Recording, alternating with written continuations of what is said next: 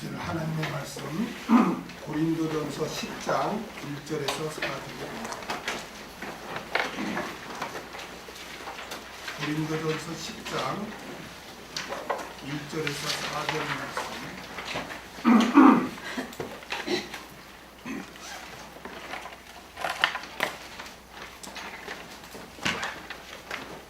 우리 한 절씩 교독하겠습니다.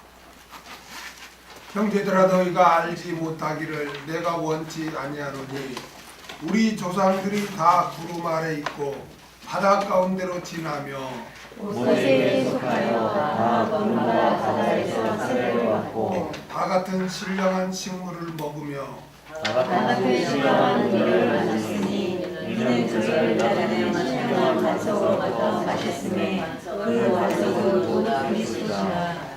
아멘. 하나님의 은혜를 체험한 이스라엘 백성. 하나님의 은혜를 체험한 이스라엘 백성, 이런 제목으로 같이 말씀을 나누고자 합니다. 사도 바울은 9장에서 자신의 사역을 예로 들어서 자신이 누릴 수 있는 권세와 자유를 절제했음을 그렇게 증거합니다. 그리고 이제 9장 마지막 절에 가서는 자신이 그렇게 한 이유는 자신이 복음을 전한 후에 자신이 다른 또 버림을 당할까봐 두려워서 그렇게 자유를 절제했다고 그렇게 증거합니다.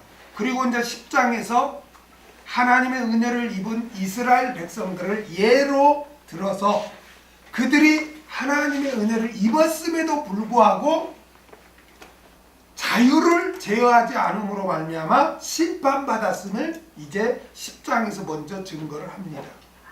오늘 본문은 하나님의 은혜를 체험한 이스라엘 백성들에 대해서 기록하고 있습니다. 우리 1절을 다 같이 읽겠습니다. 시작. 형제들아, 너희가 알지 못하기를 내가 원치 아니하노니 우리 조상들이 다 구름 아래 있고 바다 가운데로 지나며. 아멘. 형제들아, 너희가 알지 못하기를 내가 원치 아니하노니. 한글 개혁성경에는 기록이 안 됐는데 원문에는 왜냐하면 이란 뜻의 가르가 기록되어 있어요. 이 10장 1절에 왜냐하면 이란 뜻의 가르가 기록되어 있습니다. 이것은 10장 1절 이하가 9장 마지막 절, 9장 27절과 연관되어 있음을 지금 말하고 있는 거예요. 왜 9장 27절을 바울이 증거한 다음에 10장에 와서 왜냐하면 이렇게 하기 때문에 9장 마지막 절과 지금 이렇게 연결되고 있음을 알려주고 있습니다. 사도 바울은 9장 27절에서 뭐라고 했습니까? 내가 내 몸을 쳐 복종케 함은 내가 남에게 전파한 후에 자기가 도리어 버림이 될까 두려워함이로다 라고 이렇게 증거했습니다. 사도 바울은 자신이 복음을 그렇게 전하지만 만약 자기가 자신의 자유를 절제하지 않는다면 자기 자신은 그렇게 복음을 전해놓고 본인은 정작 버림을 받을까 두려워했다는 것이에요. 그러면서 사도 바울은 하나님의 성민으로 부름받은 이스라엘이 절제를 하지 못해 버림받은 사건을 이제 10장에 와서 예를 듭니다. 여러분, 이스라엘의 그 역사가 기록된 구약 성경은 지나간 사건으로 끝나는 게 아니에요. 아멘? 지나간 사건, 그 당시 일어난 사건으로 끝나는 게 아니라 구약의 모든 기록, 이스라엘에 대한 역사, 이것도 바로 우리에게 교훈을 주는 거예요. 아멘? 성경이, 기록된 성경은 우리 성도들에게, 믿는 우리에게 다 교훈을 주는 거예요. 너희가 어떻게 신앙생활해야 되고 어떻게 살아야 되는가를 교훈을 주고 있다는 거예요. 그러니까 이스라엘의 역사와 나와 무슨 상관이 있는가 이렇게 생각하면 안 돼요. 성경은 믿는 우리에게 다 교훈을 주는 거예요. 교훈. 그래서 로마서 15장 4절을 한번 보겠습니다. 로마서 15장 4절.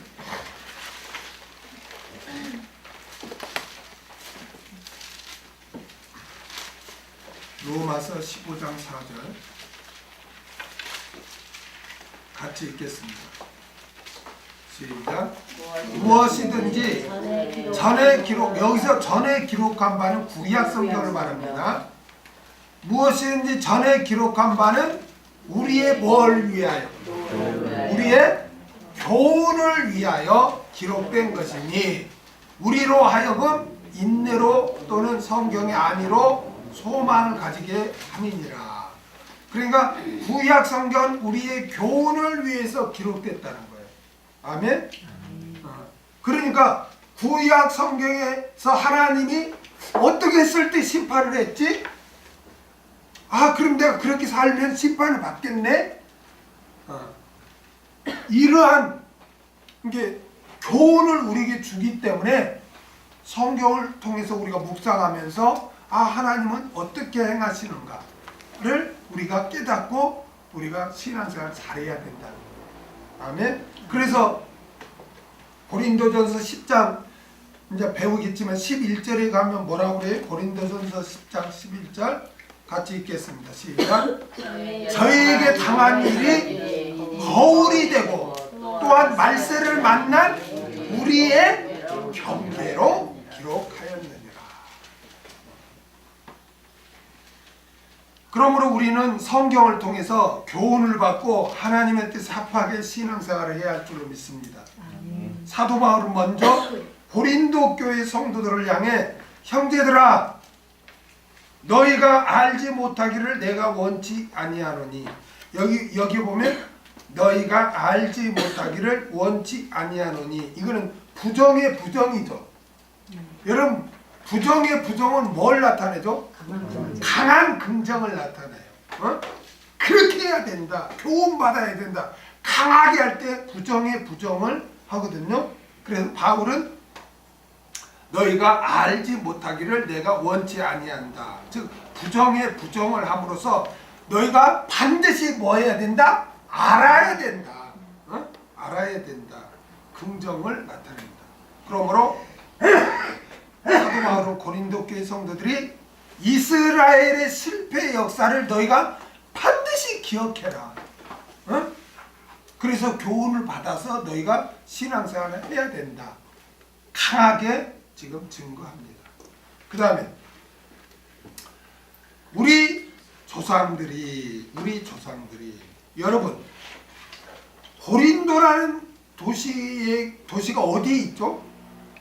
헬라 지역에 있죠. 그렇죠. 이방인의 도시죠. 그렇죠. 그러면은 고린도 교회는 고린도 교회 성도들은 어떻게 구성되었을까요? 예? 고린도 교회 구성원들은 어떻게 구성되었을까요? 디아스포라 유대인이 있었겠죠.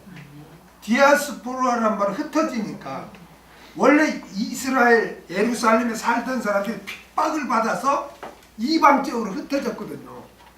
그럴 때 그 디아스포라 유대인이 있었을 뿐만 아니라 또 누가 있어요? 또 이방 외에 헬라인족 유대인. 응? 고린도 지역에 사는 사람. 그렇죠. 고린도에 사는 이방인들이 있었겠죠. 이게 유대인 가운데 디아스포라 유대인 가운데 예수를 믿어서 교회 구성원이 된 사람도 있었고 또 이방인이면서 예수를 믿어 교회에 들어온 사람들이 있었을 거 아니에요. 그러니까 그 당시에는 교회 안에는 유대인이 있었고 이방인이 있었단 말이에요. 그러니까 바울이 유대인이나 이방인이나 헬라인이나 다 그리스도 안에서 하나니라 그런 말씀이 있잖아요.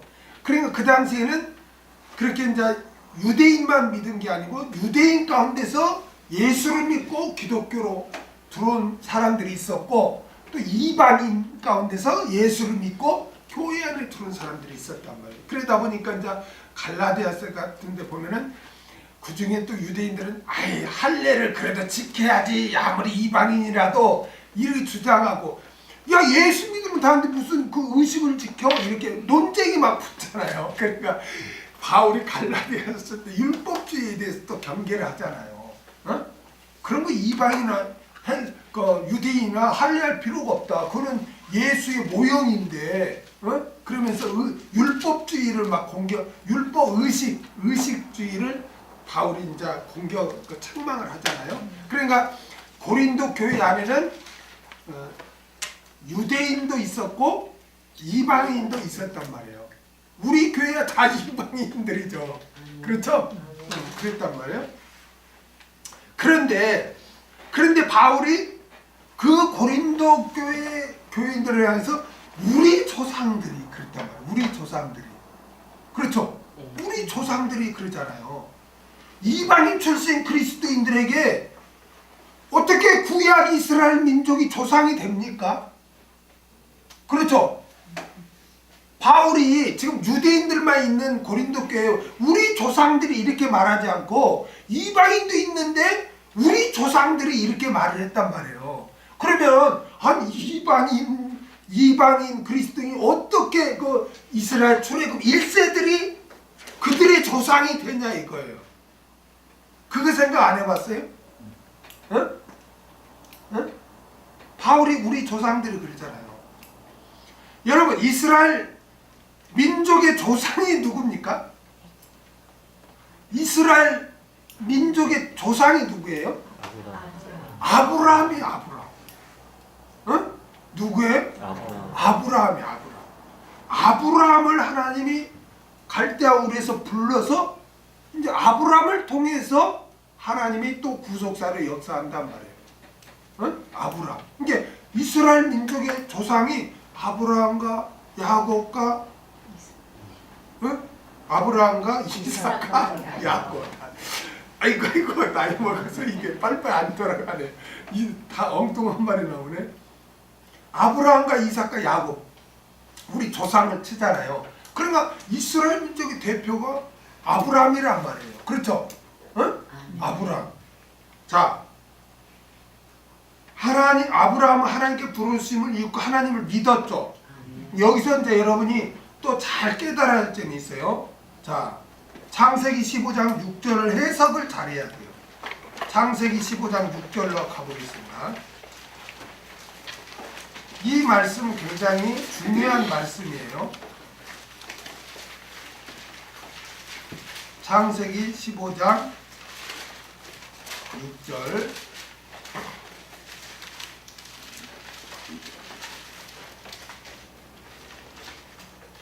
자, 읽겠습니다. 시작. 아브라함이 여호와를 믿으니 여호와께서 이를 그의 의로 여겨 의롭다 인정해 주죠.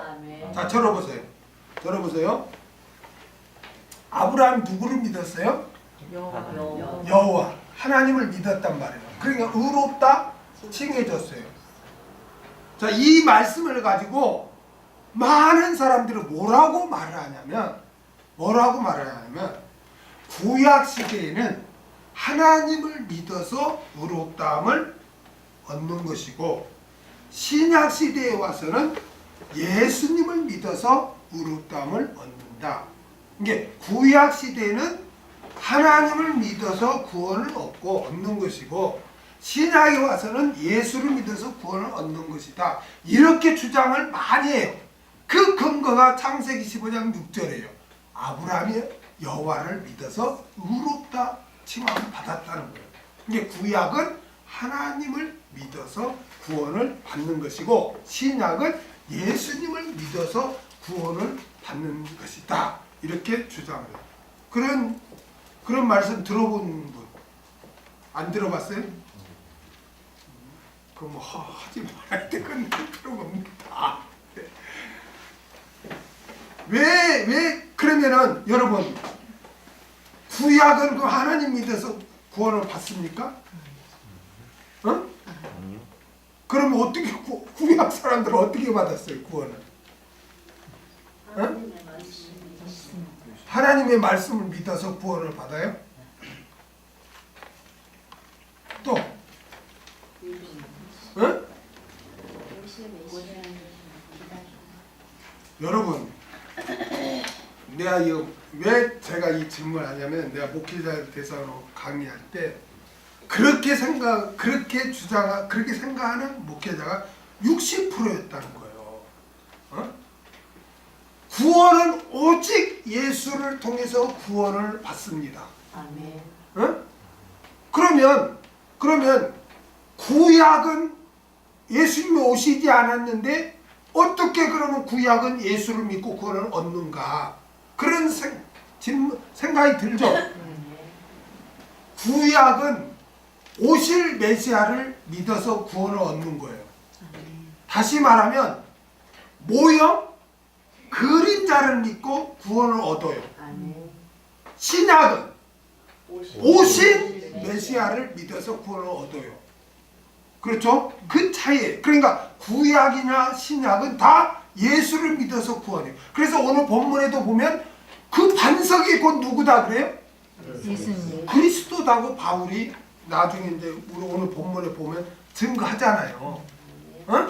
그러니까 구약은 불완전하지만 희미하지만 오실 메시아를 믿는 것이고 구원을 얻는 것이고, 신약은 오신 메시아를 구원하는. 이거 비유가 될지 모르는데 사업하시는 분들 보면은 어음 있죠. 어음도 가치가 있죠. 그러나 어음이 만약 현금이 지급이 안 되면 그건 어떻게 돼요? 완전 부도죠. 그렇죠. 그 어음이 완전해지려면 나중에 그 어음을 주었을 때 현금이 온전히 지급돼야 그 어음이 휴지가 아니고 정상이라는 거잖아요. 그러니까 구약에 오실 메시아에 대한 예언이 그 성취가 예수님이 오심으로 성취되었기 때문에 구약도 온전히 구원을 받는 거예요. 자, 그러면 구약도 예수를 믿어 구원이고 신약도 예수를 믿어 구원인데, 그러면 오늘 본문에 아브라함이 예수를 믿어서 하나님이 의롭다 여기야 그래 말해야 되는데 여호와를 믿는데 의롭다 여겼단 말이에요. 그 이 말씀을 가지고 많은 분들이 구약에는 여호와 하나님을 믿어야 구원이야, 하나님을 믿어야 의롭다를 받아, 이렇게 주장을 한단 말이에요. 그렇죠? 그러면 성경은 해석이 굉장히 중요하죠. 그러면 성경에 어떤 말씀이 있을 때 이단들의 특징이 뭐냐면은 이 말씀만 또 빼와서 자기네한테 연결해. 근데 성경이라는 거는 있잖아요. 말씀은 이 말씀이 있을 때 그냥 엉뚱하게 툭 이 말씀이 기록되는 게 아니란 말이에요. 분명히 그 자리에 필요하니까 그 말씀을 한 거란 말이에요. 그러면 성경을 해석할 때 왜 이 말씀이 여기에 기록돼 있지? 그러면 앞뒤 문맥을 봐야 그래서 이렇게 하나님이 말씀하셨구나 이해가 되는 거예요. 아멘. 자, 그러면은 오늘 본문에서 아브라함이 여호와를 믿으니 의롭다 하겠다는 말은 무슨 말이냐면, 지금 왜 이 말씀이 나오냐면 15장 3절을 봐야 해석이 돼요. 15장 3절을 읽겠습니다. 시작.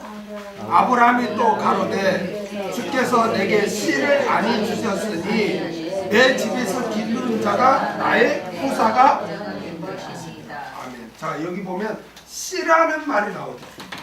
씨, 내 씨가 뭐 이렇게 막 하잖아요. 이걸 제라라고 해요. 제라, 히브리어로 제라. 이 제라이라는 말이 후손이라는 뜻인데요. 후손이라는 뜻인데, 아브라함에게 자손을 지금 하나님이 약속해 주는 거잖아요. 내가 네 몸을 통해서 내가 씨 씨 후손을 주겠다 그러잖아요. 그렇죠? 씨 후손. 성경에서 이 씨 후손 이 말은 들어보세요. 물론 1차적으로는 이스라엘 자손들을 말해요. 아브라함의 육적인 자손들을 말해요. 이게 이삭부터 야곱 12지파 쭉 그걸 아브라함 자손이라고 그래요. 그런데 2차적으로 이 제라라는 말이 무슨 말이냐면 메시아를 가리킨단 말이에요. 메시아를. 그래서 이런 약속을 하잖아요. 네 자손이 많아서 천하만민이 복을 얻으리라 그러잖아요. 근데 네 자손으로 온 메시아를 통해서 천하만민이 구원의 복을 받는다 지금 그 말이거든요. 그리고 창세기 3장 5절에 뭐라면 여자의 후손이 너의 사탄의 권세를 깨뜨릴 것이다. 그리고 구원할 것이다. 그러잖아요. 거기서 후손이란 말이라 제라. 이 후손 제라 씨 이 말은 메시아를 가리킨단 말이에요. 자 그러면은 들어보세요. 그 씨를 주겠다는 그 여호와께서 지금 아브라함이 말씀하잖아요. 그렇죠? 여기서 자손에 대해서 지금 말을 하니까 아브라함 입장에서는 아브라함이 이때 나이가 몇이에요? 거의 지금 75세에 부름을 받았으니까 그건 지금 이때가 약 80세 정도 됐을 거란 말이에요. 그러면 사라하고 10년 차이니까 사라 나이는 몇이야? 70. 그럼 여자가 70이면 경수가 다 끊어졌죠? 그렇죠? 자손을 낳을 수 있어요 없어요? 이 당시에 응? 없어요. 오늘날에 누가 70대에 자녀 낳은 사람 봤습니까? 여러분? 어? 없다니까. 도저히 없어요. 그렇죠?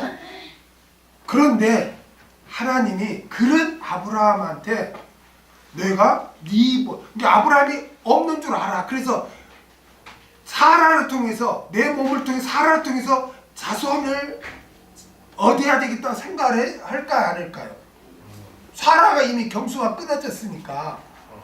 그러니까 하나님 아니다. 내가 너의 몸에서 즉 사라를 통해서 내가 후손을 주겠다. 이렇게 말씀하니까 아브라함이 여호와를 믿었다. 이 말은 무슨 말이냐면 이 몸으로 난 15장 3절의 말씀을 믿었다는 거예요. 씨를 믿었다는 거죠. 씨를 주겠다, 후손을 주겠다, 그 말을 믿었다는 거예요. 여호와를 믿었다는 말은 여호와의 그 말씀을 믿었다는 거예요.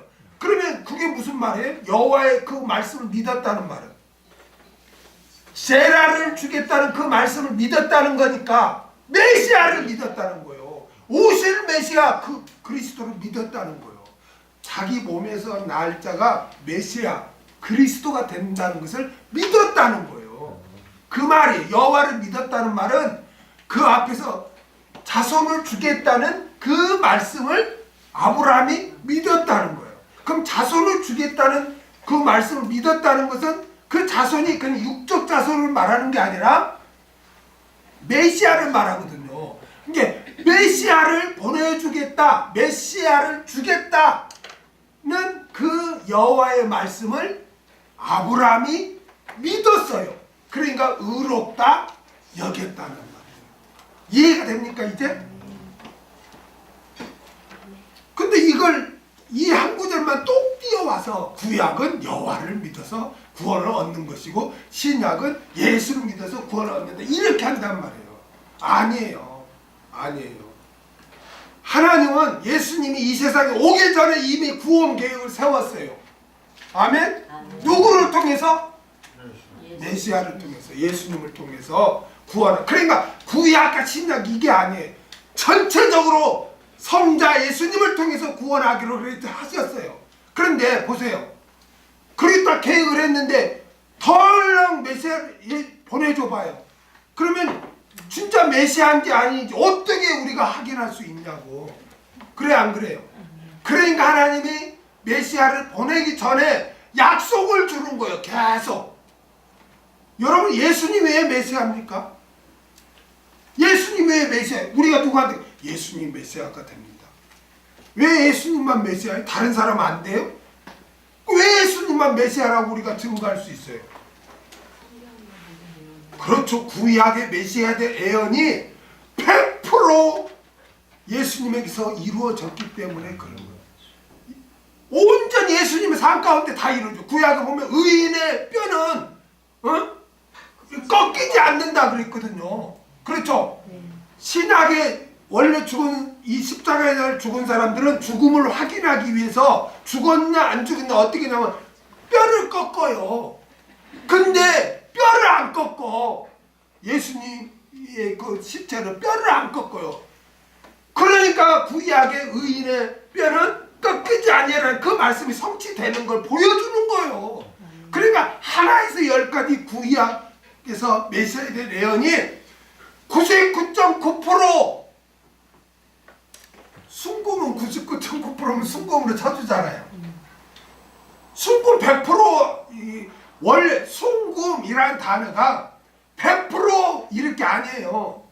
순금은 99.9%예요. 100%라고 안 해요.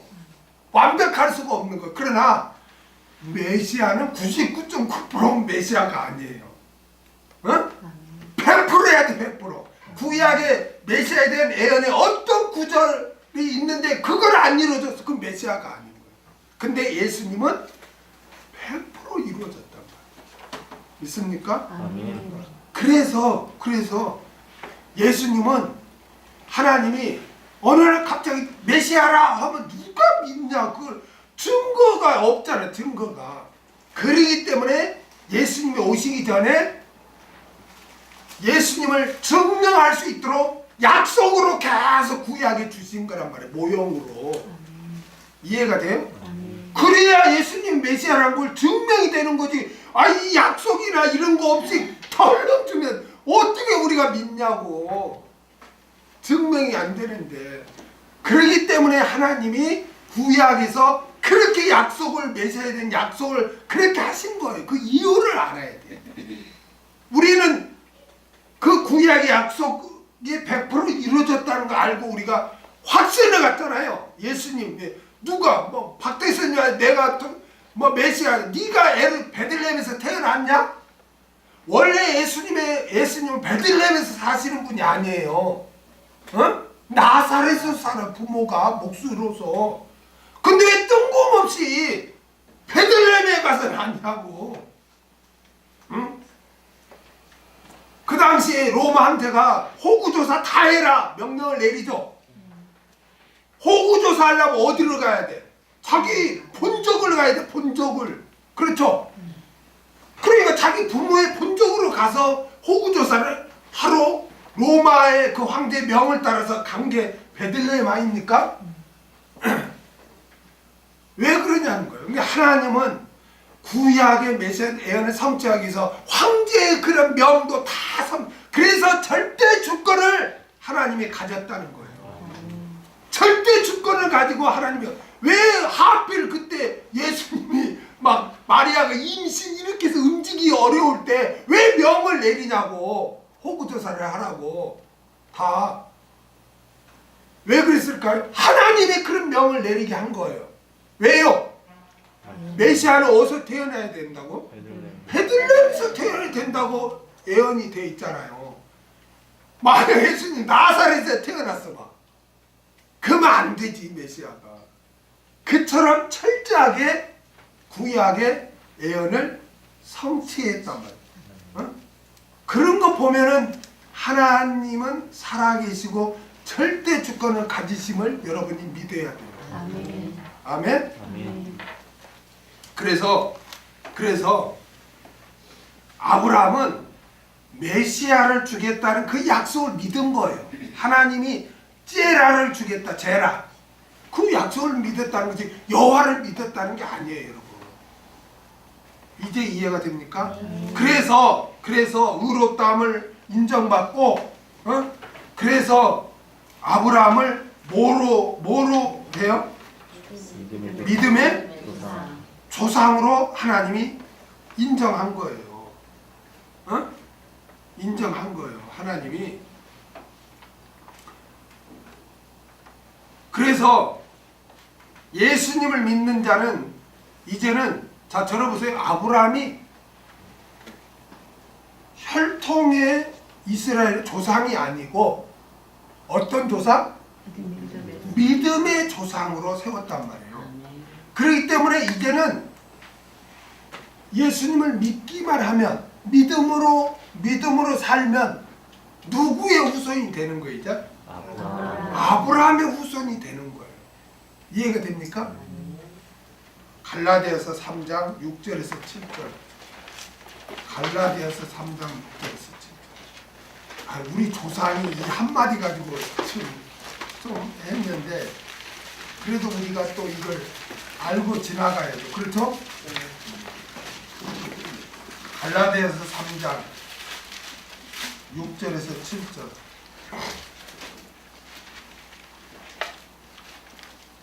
읽겠습니다. 시작. 아브라함이 하나님을 믿음에 이것을 그에게 의로 정하셨다함과 같으니라. 그런즉 믿음으로 말미암은 자들은 아브라함의 아들인 줄 알지어다. 아멘. 로마서 4장 16절. 로마서 4장 16절.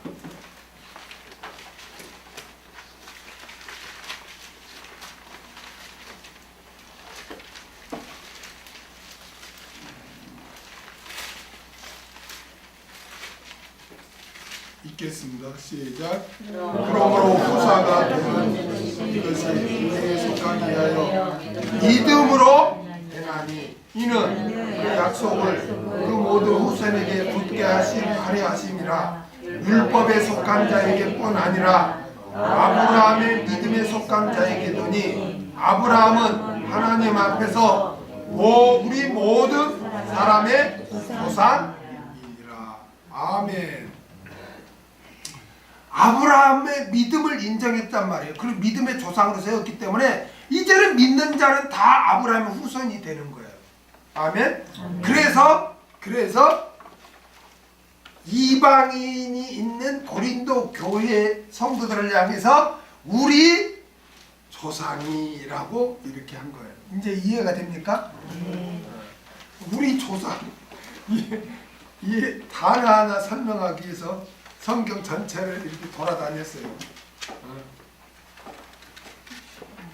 이렇게 성경 해석이 어려운 거예요. 뭘 단어 하나를 올바로 해석하려면 성경 전체를 살펴봐야 돼요. 그러니까 어려우니까 주의 설교를 잘 안 해요. 그냥 강의 설교나 이렇게 지나가지. 제목 설교까지. 자, 그 다음에 다 구름 아래 있고. 사도 바울은 오늘 본문에서 이스라엘 조상들이 누린 은혜 4가지를 열거해요. 몇 가지? 4가지를 열거하는데 사도 바울이 먼저 이스라엘 조상들이 누린 은혜 4가지를 열거한 이유가 뭡니까?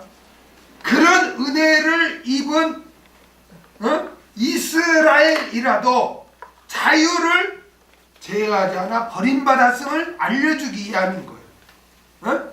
그래서 1절에 4절에 먼저 은혜 받은 이스라엘이 은혜 받은 것을 이렇게 딱 기록하고 그 다음에 왜 그들이 심판받는 것을 기록한단 말이에요. 그것은 뭐예요? 은혜로 그들이 구원을 얻었음에도 불구하고 그들이 자유를 제어하지 않고 자기 막 방탕하면 자기 마음대로 살다가 결국 심판을 받았다. 심판을 받았다. 그것을 지금 이렇게 알려주기 위해서 이렇게 먼저 은혜 받은 4가지를 이렇게 기록합니다. 첫 번째로 이스라엘 백성이 은혜를 입은 것은 다 구름 아래 있는 것이었어요. 어디 아래? 이스라엘이 받은 은혜 4가지인데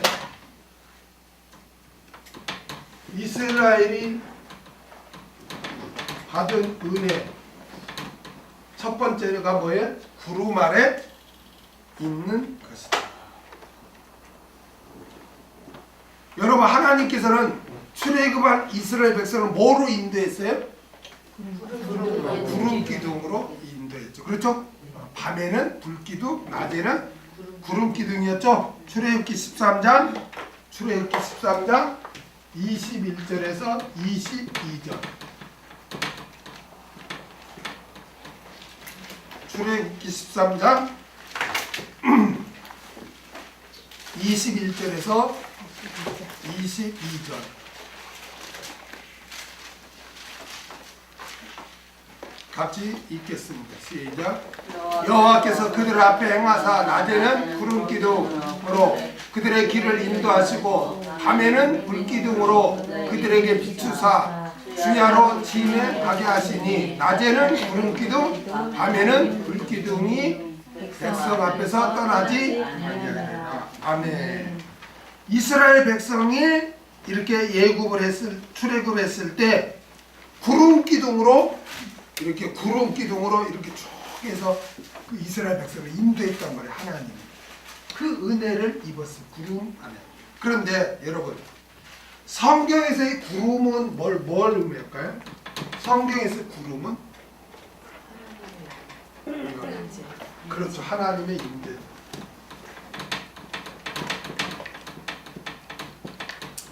들어보세요.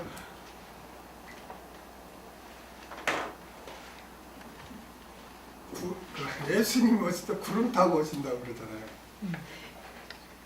예수님이 무슨 선호공입니까? 구름도 우주에서는 구름이 어디에 있어? 구름이 어디에 있어? 대기권에만 있지. 우주에 구름이 있어요, 없어요? 어? 그러면 예수님은 대기권에 있다고 하십니까? 구름 타고 온답니까? 그리고 예수님은 선호공이냐고. 그 교회 앞에서 구름을 그려놓고 예수님을 선호공 만들었어. 임재한다는 영광 가운데. 구름은 여러 가지 의미가 있어요. 임재도 있지, 또 영광이라는 의미도 있죠. 영광 가운데 오신다는 거예요. 임재하신다는 거예요. 예수님 오신다는 거예요. 나타나신다는 거지. 구름을 타고 무슨 선호공처럼 온다는 게 아니죠. 그렇죠.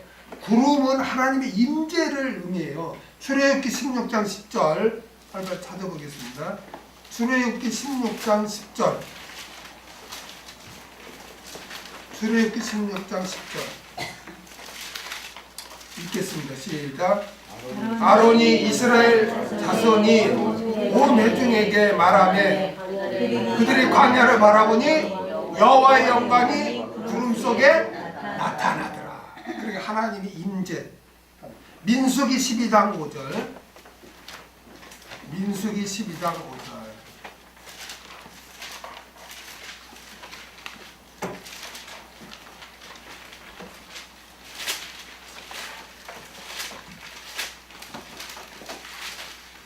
같이 읽겠습니다. 시작.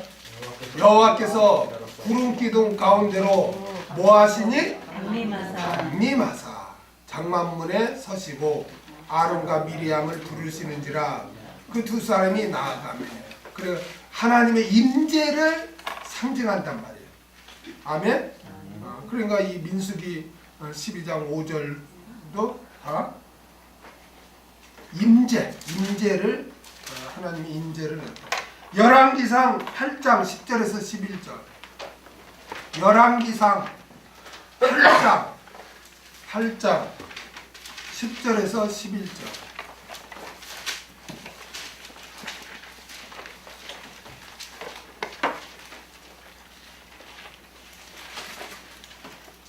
읽겠습니다.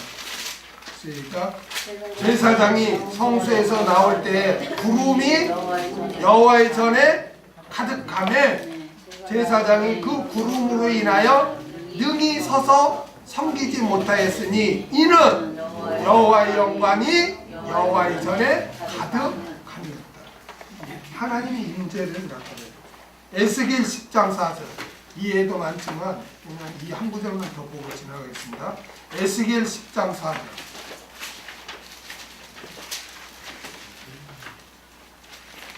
에스겔 10장 4절 읽겠습니다. 시작. 여호와의 영광이 구름에서 올라 성문 문지방에 임하니 구름이 성전에 가득하며 여호와의 영화로운 광채가 뜰에 가득하였고. 그러니까 성경에서 구름이라는 것은 하나님의 임재를 상징한다. 아멘. 그 다음에 구름 아래를 휘포라는 거예요. 휘포. 구름 아래. 이거는 1차적인 의미로는 몸 아래죠. 이게 구름 아래를 이렇게 구름으로 햇볕을 가려주는 거죠. 얼마나 그 중동이 그 떼약볕이 셉니까? 근데 그걸 구름으로 가려줬단 말이에요. 1차적인 의미는 그거예요. 근데 이 휘포라는 이 단어가 하나님께 그 쓰임은 하나님과 연관되어 있을 때는 하나님의 보호하심을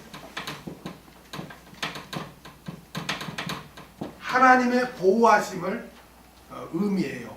원래 휘포라는 말이 장소적인 의미로는 뭐 아래 그런 뜻이지만 이 단어가 하나님과 연관됐을 때는 하나님의 보호하심을 말해요. 보호하심. 그러니까 이스라엘이 구름 아래에 있었다. 이 말은 뭐예요? 하나님이 함께 하셔서 그들을 보호하고 계셨다. 이 말이란 말이에요. 그런 은혜를 입었어요. 그래서 이렇게 시편 기자는 이걸 뭐라고 표현했는지 아십니까? 구름 아래에 있는 것을 시편 105편 39절 보세요. 뭐라고 표현했는가? 시편 105편 39절. 시편 105편 39절 읽겠습니다. 시작. 여호와께서 구름을 펴사 덮개를 삼으시고 밤에 불로 밝히시고. 여기서는 뭐라고 표현해요? 덮개. 여호와께서 뭘 펴사 그러죠? 펴사 덮개. 주의 날개를 이렇게 폈다 하면 오른손을 폈다, 주의 날개를 폈다 그런 의미거든요. 그러니까 하나님께서 그 구약의 이스라엘 백성의 구름 기둥이 이렇게 함께하고 간 것을 시편 기자는 어떻게 해석하냐면 하나님께서 날개를 이렇게 펴서 그들을 뭐예요? 덮개로 이렇게 덮개를 삼았다는 건 뭐예요? 덮개를 삼았다는 건 뭐예요? 우리 그 옛날에 내가 저번 주인가 그 병아리 암탉이 그 설개가 딱 올 때 날개로 딱 품어버리면 설개가 공격 못한다고 그랬죠? 그거와 똑같아요. 하나님이 날개로 우리를 덮개를 삼았다. 우리를 품었어. 이게 하나님의 보호하심을 나타내는 거죠. 그렇죠? 이스라엘 백성은 바로 그 은혜를 입은 거예요. 하나님이 함께 하시고 하나님의 보호하심을 받는 은혜를 입은 거예요. 얼마나 큰 은혜예요. 그래 안 그래요? 그 다음에 바다 가운데로 지나며. 이스라엘 백성이 두 번째로 입으신 은혜는 뭐예요? 바다 가운데로 지나는 거예요. 바다 가운데로 지나는 거예요. 두 번째 은혜. 오늘 본문의 바다는 어디를 가리켜요? 홍해죠, 홍해. 홍해 바다, 홍해. 바다에 있잖아요. 홍해 바다. 홍해, 예? 홍해를 말해요. 여기서 말하는 바다. 그렇죠? 이스라엘 백성이 애굽에서 나와서 이렇게 광야를 갈 때 바로 왕이 마음이 변하죠. 그렇죠? 마음이 변해서 어떻게 해요? 군사를 마병을 이끌고 병거를 이끌고 쫓아오죠. 쫓아올 때 어떻게 됩니까? 앞에는 홍해, 옆에는 절벽, 바위로. 바위야. 높은 바위로서 갈 수가 없어. 뭐 혼자야 어떻게 도망가겠지만 그 많은 인원이 갈 수가 없어. 뒤에는 어디? 바로 왕과 애국 군대가 쫓아오고. 그렇죠? 그럴 때 어떻게 해? 모세가 하나님께 기도하죠. 그러니까 지팡이를 들어서 어떻게 하라? 바다를 쳐라. 치니까 어떻게 갈라져요? 길이 열렸어요. 길이 열리죠. 그리고 이렇게 솟구쳐서. 여러분 그 10개 영화 보셨습니까? 네. 그러면 그 바다가 어떻게 되죠? 갈라서 이렇게 솟구쳐서 갈라져 가지고 솟구쳐서. 막 이렇게 솟구쳐 물이 하나님이 동풍을 불게 하잖아요. 바람을 불게 하는 바람을 불게 하니까 물이 합쳐져 안 합쳐져? 안 합쳐져. 계속 바람으로 밀어내는 거예요. 그럼 바람으로 쫙 하니까 땅이 마른 땅같이 되었다 그러잖아요. 성경에 보면 마른 땅같이 되고 바람이 계속 부니까 물이 계속 솟구치면서 기둥이 되는 거죠. 그렇죠? 그 사이를 쫙 지나가는 거예요. 이스라엘 백성이. 그래 다 지나가니까 바로 왕과 병거도 뒤따라오죠. 그들이 딱 중간쯤 왔을 때 어떻게 돼요? 물이 쫙 합쳐지는 거예요. 그렇죠? 그래서 그들이 다 몰살하는 거죠. 여러분 몇십 미터 밑에가 있는데 거기서 합쳐져 보세요. 다 죽는 거죠. 살아날 자가 누가 있겠어요? 그냥 물이 강당강당 하는데 합쳐져 봤자 몇십 미터 되는 그 바닥에서 있는데 물이 합쳐져 올라올 수 있어 없어요? 압력에 의해서 못 올라와요. 한참 이렇게 하다가 다 죽은 다음에 뜨는 거지. 거기서 어떻게 뭐 로켓처럼 솟아 올라와? 압력 때문에 못 올라오는 거예요. 바닥에서. 그래 다 죽어. 그렇죠? 그래서 이 사건은 하나님께서 이스라엘의 보호하심을 아주 극명하게 보여준 사건이에요. 그렇죠? 이스라엘은 바로 이 하나님의 보호하심을 받는 이 은혜를 입었어요. 그런데 사도 바울은 그 바다 가운데를 지나면을 2절에 가서 그냥 이제 세 번째 은혜를 이렇게 세 번째 은혜를 증가하기 전에 2절에 그 바다 가운데 지내면을 이렇게 해설을 해줘. 뭘 해줘요? 그걸 영적으로 해석을 해준단 말이에요. 2절은 1절에 바다 가운데를 지나며 이 사건을 바울이 그냥 세 번째 어떤 은혜를 입었다 가기 전에 그거를 해석을 해줘. 그 사건에 대한 영적인 의미를 해석을 해줘.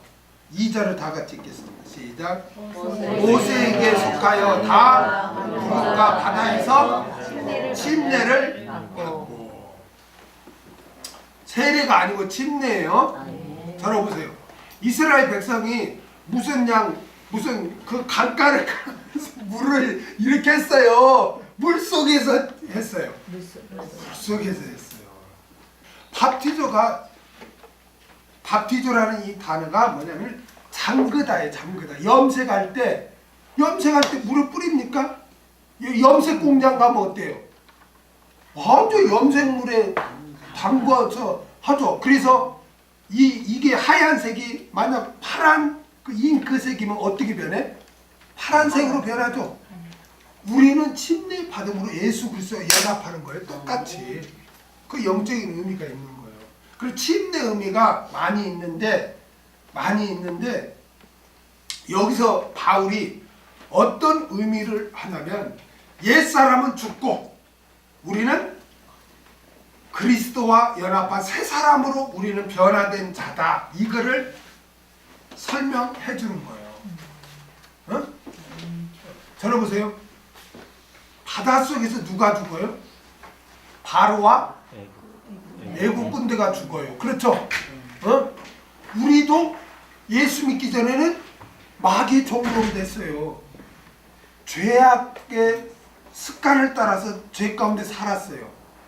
예수를 믿음으로써 그런 마귀의 영향을 받고 죄 가운데 살던 그런 모든 옛 구속은 바다에서 다 죽었다.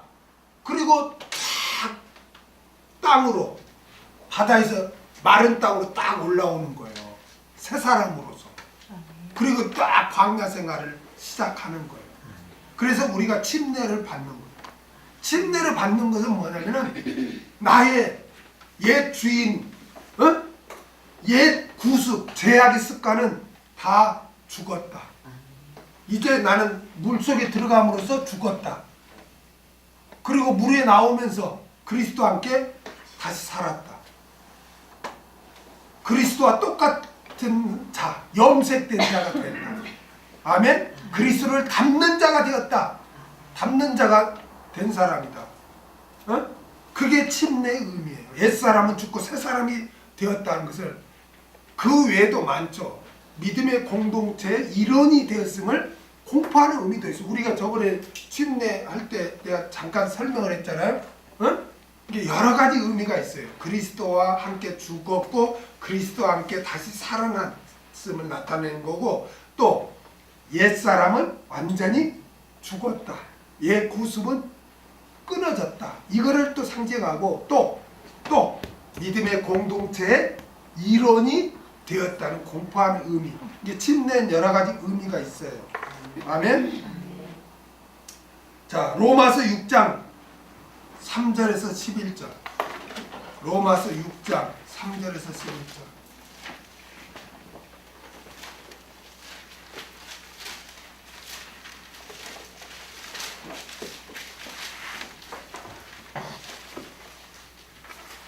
읽겠습니다. 시작. 무릇 그리스도 예수와 하여 침례를 받은 우리는 죄의 죽으심과 합하여 침례받은 줄을 알지 못하느냐. 그러므로 그의 죽으심과 합하여 침례를 받음으로 그와 함께 장사되었나니 이는 아버지의 영광으로 말미암아 그리스도를 죽은 자 가운데 살리신 같이 우리로 또한 새 생명 가운데 행하게 하려 함이니라. 만일 우리가 그의 죽으심을 본받아 연합한 자가 되었으면 또한 그의 부활을 본받아 연합한 자가 되리라. 우리가 알거니와 우리의 누구? 옛사람이 예수와 함께 십자가에 못 박힌 것은 죄의 몸이 멸하여 다시는 우리가 죄에게 뭐하지 말고 종로로 하지 아니하리 함이니 이는 죽은 자가 죄에서 벗어나 무릎 구하심을 얻었습니다. 만일 우리가 그리스도와 함께 또한 그와 함께 살 줄을 믿노니 이는 그리스도께서 죽은 자 가운데서 사셨음에 다시 사망은 다시 그를 주장하지 못할 줄을 알노라. 그의 죽으심은 죄에 대하여 단번에 죽으심이요 그의 살으심은 하나님께 대하여 살으심이니 이와 같이 너희도 너희 자신은 죄에 대하여는 죽은 자요 그리스도 예수 안에서 하나님을 대하여는 산 자로 여길지어다. 그 뒤에 보면 그러므로 너희는 죄로 너희 죽을 몸에 왕노를 못하게 하여 몸의 사욕을 순종치 말고 쭉 나오죠. 그러니까 침례의 의미는 뭐냐면은 물속에 들어감으로써 나는 죽었다. 누가 죽어? 옛사람. 죄 마귀의 종노릇 하고 죄 가운데 살때 나는 죽었다. 살아나면서 누구와 함께 살아? 예수님과 함께 새 생명을 살아. 새 사람을 사는 거예요. 침례의 의미가 그거예요. 아멘? 그래서 바울이 바닷 가운데로 이렇게 지냈다는 것을 2절에서 해설을 해요. 근데 보세요. 여기서 뭐라고 하냐면 들어보세요. 그거를 모세에게 속하여 그래요. 그렇죠? 모세에게 속하여 그랬잖아요. 여러분 모세가 누굽니까? 모세는요 영적으로 예수 그리스도의 예표예요. 아멘? 예수 그리스도의 모세에게 속해서 침례를 받은 거예요. 우리는 예수 그리스도에게 속해서 침례를 받은 거예요. 그걸 말하는 거예요. 아멘? 우리가 침례 받는 게 우리 독단적으로 하는 겁니까? 예수님을 믿고 예수님께 속했을 때 침례를 받는 거예요. 아멘? 그래서 바울이 모세에게 속하여 그랬단 말이에요. 그럼 모세는 누구냐? 예수 그리스도의 예표의 예표. 아멘? 자, 3절 다 같이 읽겠습니다. 3절 시작. 다 같은 신령한 식물을 먹으며. 자, 세 번째 이스라엘 백성이 받은 은혜가 뭐예요? 신령한 식물을 먹은 것. 신령한 식물을 먹은. 여러분 이스라엘 백성들이 광야 생활할 때 어떻게 먹고 살았어요. 그게 농사지었습니까? 광야는 농사 지을 땅이 아니에요. 그렇죠? 돌이 있고 바위가 있고 마른 막 그 뭐죠? 먼지가 쌓인 그 흙, 사막 같은 그런 곳이에요. 이게 농사 지을 수가 없어. 뭐 강이 있으니까 뭐가 있습니까? 저수지가 있으니까. 농사를 못 지어요. 그러면 그들이 어떻게 먹고 살아요? 하나님이 하늘에서 만나를 내려주었단 말이에요. 아멘? 그러니까 신령한 식물은 뭐예요? 만나. 출애굽기 16장 14절에서 15절. 출애굽기 16장 14절에서 15절 읽겠습니다. 14절에서 15절. 그 이슬이 마른 후에 광야 지면에 작고 둥글며 서리같이 세미한 것이 있는지라 이스라엘 자손이 보고 그것이 무엇인지 알지 못하여 서로 이르되 이것이 무엇이냐니 모세가 그들에게 이르되 이는 여호와께서 너에게 주어 먹게 하신 양식이라. 16장 35절 보세요. 이제 그 양식을 뭐라고 하는가? 35절 읽겠습니다. 시작. 이스라엘 자손이 사람 사는 땅에 이르기까지 40년 동안 뭘 먹되? 만나를 먹되. 곧 가나안 지경에 이르기까지 그들이 만나를 먹었더라. 그러니까 만나죠, 만나. 그렇죠? 근데 들어보세요. 왜 만나 앞에 신령한이라는 이 단어가 붙였을까요? 신령한이 뭐예요? 푸뉴마티콘.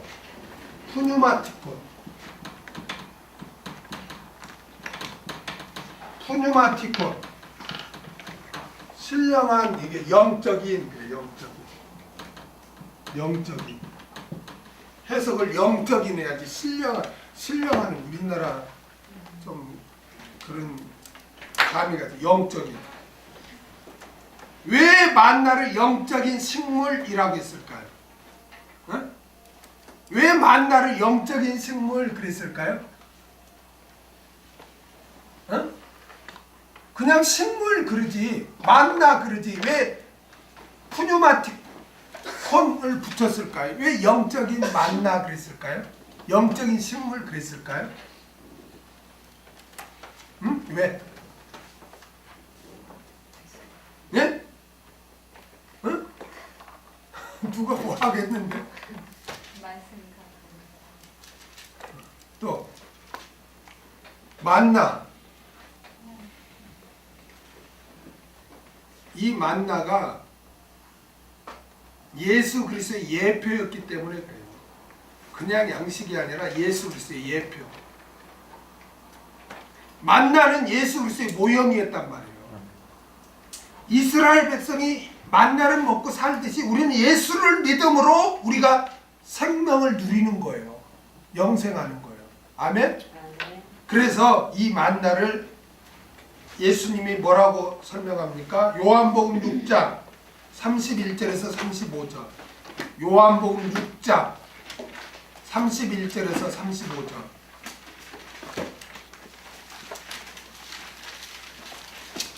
요한복음 6장 31절에서 35절 읽겠습니다. 시작. 기록한 바 하늘에서 저에게 떡을 주어 먹게 하였던가 같이 우리 조상들은 광야에서 만나를 먹었나이다. 예수께서 이르시되 내가 진실로 진실로 너에게 이르노니 하늘에서 내린 떡은 모세가 준 것이 아니라 오직 내 아버지가 하늘에서 내린 참 떡을 너에게 주시나니 하나님의 떡은 하늘에서 내려 뭘 주는 것이니라? 생명을 주는 것이니라. 그러자 뭐라고 해요? 저희가 가로되 주여 이 떡을 항상 우리에게 주소서. 예수께서 가라사대 내가 곧 생명의 떡이니 내게 오는 자는 결코 줄이지 아니할 터여 나를 믿는 자는 영원히 목마르지 아니하리라. 아멘. 그러니까 저 떡이 누구라는 거예요? 예수님. 예수님의 예표였어요. 예수님이에요. 한 구절만 더 보겠습니다. 요한복음 6장 47절에서 51절. 요한복음 6장 47절에서 51절 읽겠습니다. 시작. 진실로 너에게 이르노니 믿는 자는 영생을 가졌나니 내가 곧 뭐다? 생명의 떡이로라. 너희 조상들은 광야에서 만나를 먹었어도 죽었거니와 이는 하늘로서 내려오는 떡이니 사람으로 하여금 먹고 죽지 아니하게 하는 것이니라. 나는 하늘에서 내려온 산 떡이니 사람이 이 떡을 먹으면 영생하리라. 나의 줄 떡은 곧 세상의 생명을 위한 내 살이로라 하시니라. 아멘. 구약의 이스라엘 백성들이 광야에서 먹었던 그 만나는 결국 예수 그리스도였던 거예요. 예수 그리스도의 예표였던 거예요. 아멘. 그 다음에 4절을 읽겠습니다. 4절 시작. 다 같은 신령한 음료를 마셨으니 이는 저희를 따르는 신령한 반석으로부터 마셨음에 그 반석은 곧 누구다? 그리스도시라. 할렐루야. 그 다음에 네 번째로 이스라엘 백성들이 받은 은혜가 뭐예요? 신령한 반석으로부터 신령한 음료를 마신 것. 여러분, 이스라엘 백성이 광야를 지날 때 거기에는 뭐 샘이 있었어요? 무슨 강이 있었어요? 아무것도 없죠. 그러니까 큰 반석 있죠. 바위 덩어리가 쫙 갈라지게 해서 거기서 오염되지 않는 생수가 콸콸 흘러나게 해서 그들이 먹었다는 거예요. 그 생수. 어? 출애굽기 17장 5절에서 6절. 출애굽기 17장 5절에서 6절.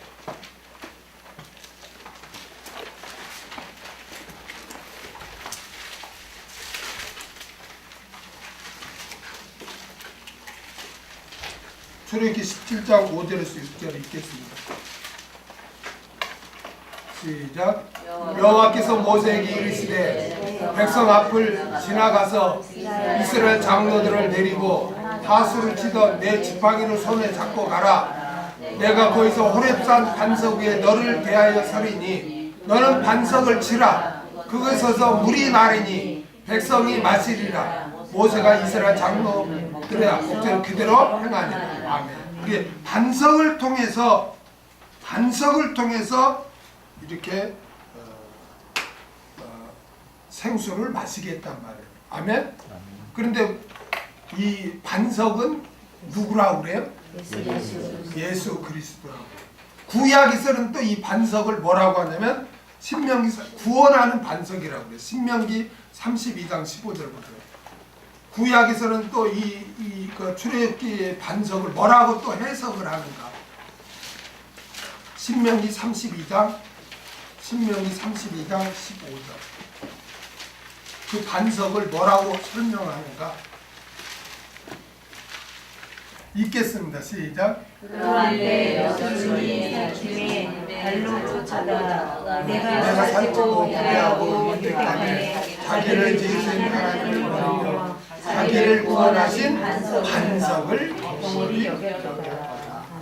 여기서는 반석을 어떤 반석이라고 그래? 구원하신 반석이라고. 이 구원하신 반석을 바울은 오늘 본문에서 뭐라고 그래요? 누구다? 그 반석은 누구다?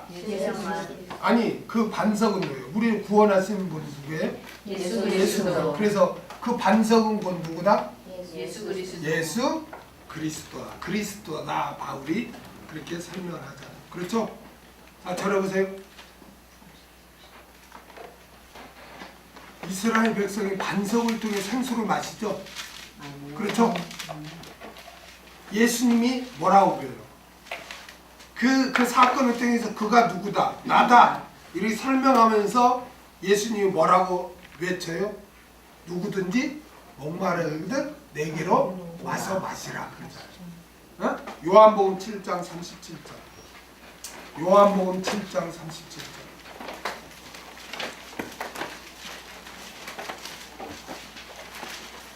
요한복음 7장 37절. 7장 37절 38절 읽겠습니다. 시작. 명절 날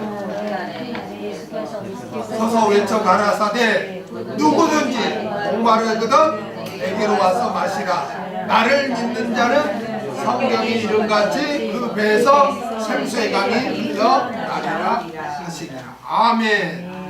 그 신령한 음료가 누구예요? 예수 그리스도. 이와 같이 이스라엘 백성들은 구름 아래 있고 바닷 가운데로 지나고 신령한 식물을 먹고 신령한 반석으로부터 신령한 음료를 마신 그런 은혜를 입었어요. 사도 바울은 이스라엘 백성이 이와 같은 큰 은혜를 입었지만 그들은 은혜를 잊어버리고 우상 숭배를 하고 원망 불평하고 자유를 제한하지 않음으로 말미암아 심판을 받았음을 이제 증거합니다. 우리는 이것을 교훈 삼아서 주님의 은혜를 잊지 말고 아멘? 항상 감사하면서 순종하면서 살아야 할 줄 믿습니다. 우리는 이 광야 같은 삶을 살면서 하나님의 돌보심, 인도하심, 함께하심이 있었기 때문에 오늘 이 자리까지 우리가 있게 된 거예요. 우리 박명희 수사님 기도할 때 그랬죠. 우리가 지금까지 산 건 다 하나님의 은혜를 잊으면 안 돼요. 아멘? 하나님, 나는 몰라요. 그러나 여러분 나는 모르는 큰 사고가 우리에게 있었을 거예요. 그럼에도 불구하고 하나님이 다 보호하신 거죠. 우리가 운전하고 가서 어느 차를 만날지 그런 거 어떻게 알아요?